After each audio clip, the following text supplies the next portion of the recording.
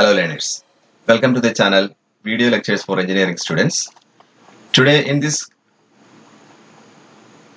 video, I will tell you how you can solve a problem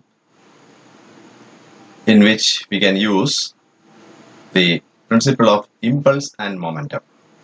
So in this problem, we will be using the previously learned or studied things also, that is say equations of kinematics, all those things.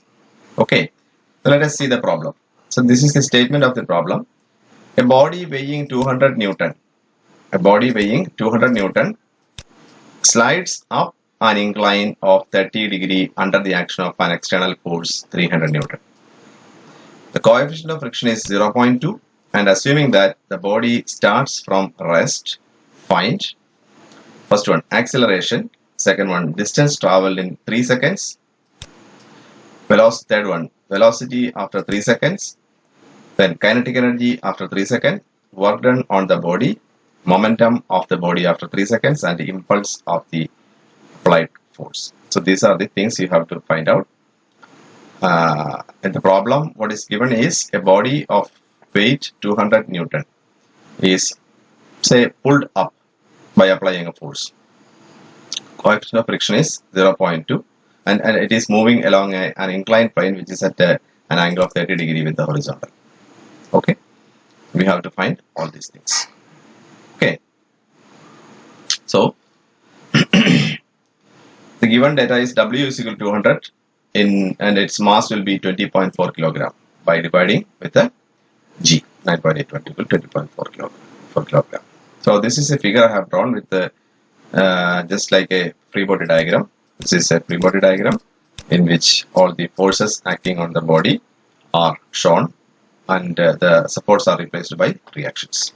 So this is the body which is resting on an inclined plane at 30 degree with the horizontal, and the forces acting on the body are W acting vertically downwards. This is W acting vertically downwards. It is 200 Newton as is given in the question, and as this is at an angle to the plane through which the body is moving, we have to resolve the weight into two components. One is parallel to the plane and the other is perpendicular to the plane. Okay, so these two are mutually perpendicular. And obviously, as we know, the component which is parallel to the plane will be W sin 30. Sine component will be there. So W into sin 30 will be the component along this direction, that is parallel to the plane. And the other one, definitely it will be W cos 30. You can see here, W cos 30 is the component which is perpendicular to the plane. Then normal reaction will be perpendicular to the plane, and it will be just opposite to the direction of W cos 30. The direction of motion is shown here. It is going upwards, and under the action of the force P. The force P is here. You can see force P is applied in this direction, and one more force we have to consider is the frictional resistance. And if the body is moving up like this, then the frictional resistance will be in the downward direction like this. So this is F, and F is equal to if the body is just starting from rest, the F will be limiting friction. F is equal to mu into Rn. Where mu is given as 0.2.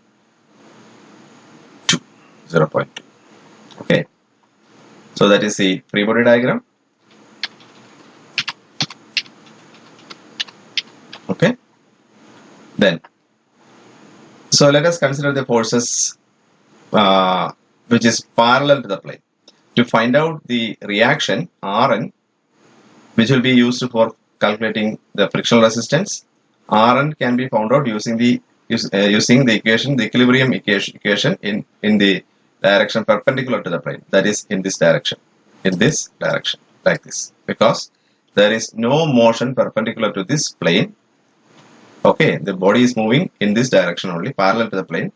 In this direction, that is perpendicular to the plane, there is no motion. Therefore, we can apply sigma F equal to 0. Okay, so we know only one force is there which is perpendicular to the or opposite to that of the normal reaction. Therefore, that is W cos 30, and therefore Rn should be equal to W cos 30. Okay, then we will consider the forces parallel to the plane. So which are the forces parallel to the plane?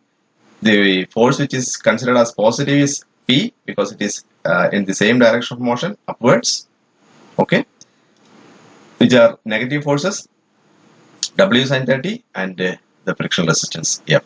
These are the forces which is opposing P. Okay. Then let us find out the net force acting parallel to the plane, that is sigma F. Net force sigma F equal to, P is taken as positive, we have already told. Then W sin 30 is negative, F is negative. So P minus sigma F is equal to P minus W sin 30 minus F. So that is equal to, when we substitute the values, we will get P minus 134.64, or P is also, its value is also given as 200 Newton. That also we can substitute, we'll substitute it later. If A is the acceleration, then let us assume that under the action of this net force, the body is moving with an acceleration of A. Okay. If there is, according to Newton's second law of motion, that if a body is having an acceleration, or if a net force is acting on a body, there should be an acceleration, which will be in the direction of the net force. So we assume that A is the acceleration of the body, and according to Newton's second law, sigma F equal to ma. Sigma F equal to ma, that is net force is equal to mass into acceleration. Substitute P minus 134.64 is equal to 200 divided by 9.81 into A, and we will get, by simplifying this equation, we will get A is equal to 8.11 meter per second square. Okay, so acceleration is 8.11 meter per second square. This is the answer to the first question, that is we were asked to find out the acceleration of the body, that is 8.11 meter per second square. Then it is given in the question that the body started from rest. That means the initial velocity of the block is 0. Clear? Initial velocity of the block u equal to 0. Final velocity after 3 seconds. After 3 seconds. That is equal to v. Okay. And the distance traveled is, we know that one equation which is not involving any final velocity. That is s is equal to ut plus half at square. Where u is the initial velocity, t is the time of travel, a is the constant acceleration. So s is the distance or displacement. So s is equal to 0 into 3 plus half into 8.11 into 3 square, because we got 8.11 as the acceleration here.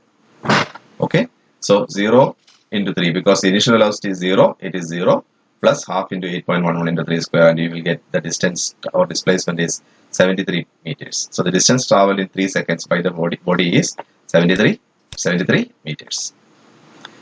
Then we know another equation from kinematics. V is equal to u plus at, where v is the final velocity, u is equal to the initial velocity, a is the acceleration, and t is the time taken by the body to change its velocity from u to v.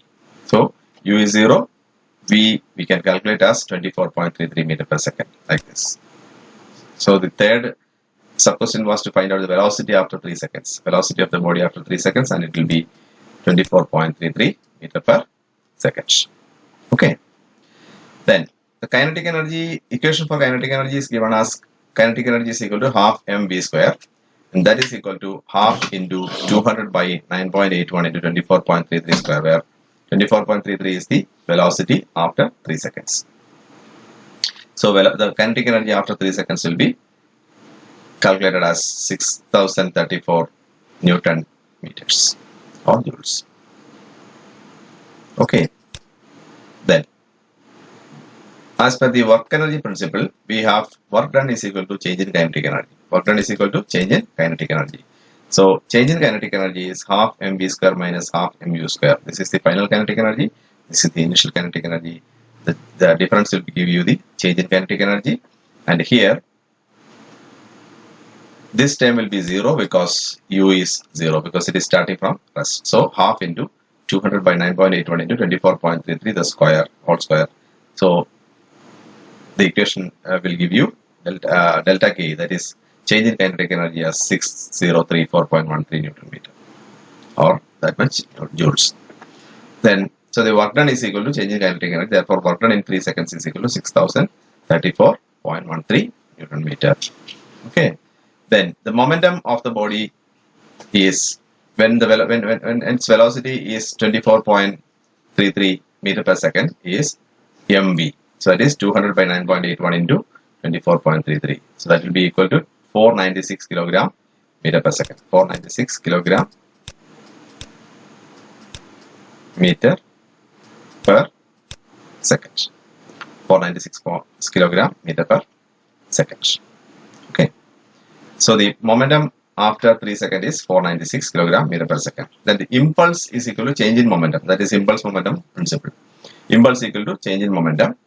Therefore, we can find out the change in momentum as mv minus mu. Isn't it? mv minus mu. mv minus mu is 0 because u is 0. Initial velocity is 0. Only final velocity is there. So the final momentum is 200 divided by 9.81 into 24.33. That will be 496 kilogram meter per second. Or the impulse is equal to 496 kilogram meter per second because impulse is equal to change in momentum. And the change in momentum we got it as 496. Therefore, impulse equal to 496 kilogram meter per second. So we got all the answers. For A, it was acceleration. We got the answer as 8.11. Distance traveled 73. Then velocity 24.33. Kinetic energy as 6034. Then work done is equal to 6034. Momentum is equal to 496 and impulse equal to 496. This momentum and impulse should be same because momentum impulse is equal to change in momentum. So this must be same, and also the change in work done and the kinetic energy should also be same because of the or according to the work energy.